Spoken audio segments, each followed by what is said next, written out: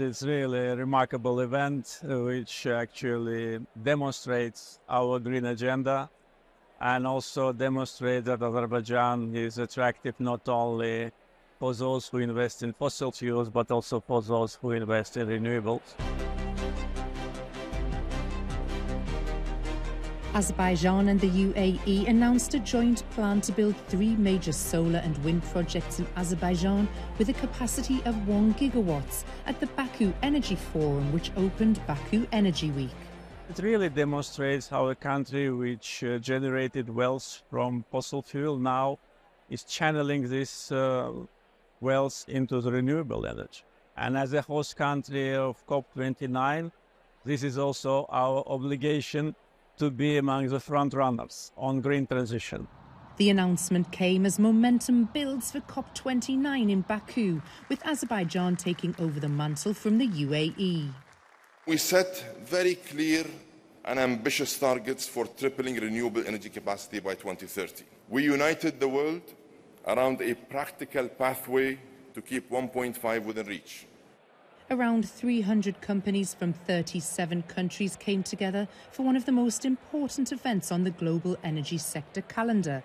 The forum ran alongside 2 exhibitions, sponsored by Caspian Power and Caspian Oil and Gas.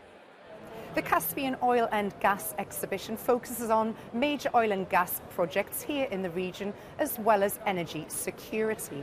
Other topics covered include development, production, transportation, as well as innovative technologies.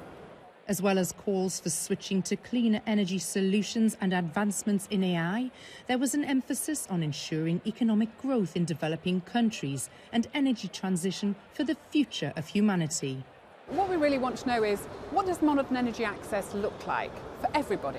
Then what sort of energy system do we need to deliver that? So what we would say is, world energy systems are no longer fit for purpose. We need to be progressive and pragmatic, but we're not going to make it unless we engage more people and diverse communities in understanding their roles and choices. And that's what we mean by humanising energy. Today we need to recognise that the energy system isn't working for everybody. There is a huge number of people who don't have access to electricity. 750 million people don't have access to electricity, and 2.2 billion people don't have access to clean cooking. This is very damaging for their health. Also seeing in advanced economies, many of the poorest people in society can't afford as much energy as they would like, or they spend a huge amount on energy. And so when we think about energy transitions, we need to think how to make sure that they are as fair as possible. And this is where governments have a key role to play. This is where they have to make sure that we keep energy sources affordable, even as we move towards cleaner sources and we transition away from fossil fuels.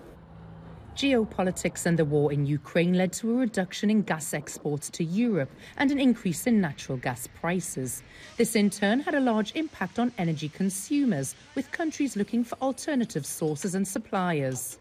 For us, being a member of the European Union, diversification gained a completely new meaning after the war broke out in Ukraine. So Azerbaijan being one of the key suppliers that can enable us an alternative route, an alternative gas source for our secure supply is, of course, of key importance, and we have to build upon the relationship that was already established, and we have to broaden it and deepen it. And the future of that energy security is paramount as the world looks to sustainable energy solutions moving forwards. Europe has a number of options here. It's got great offshore wind potential, it's got great solar potential, and we're seeing that policymakers are moving in that direction, pushing their objectives to make sure that the climate issue can be solved alongside making sure that energy is secure and affordable. We have built our narrative on 3 main areas. First of all is the infrastructure. So we need to build the infrastructure that is fitting with the new energy system, more decentralized.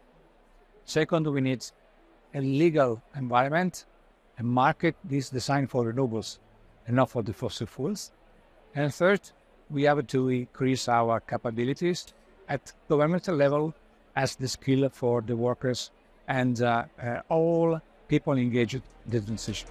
There was a common agreement that a sustainable future for the energy sector is only possible with a more unified global effort.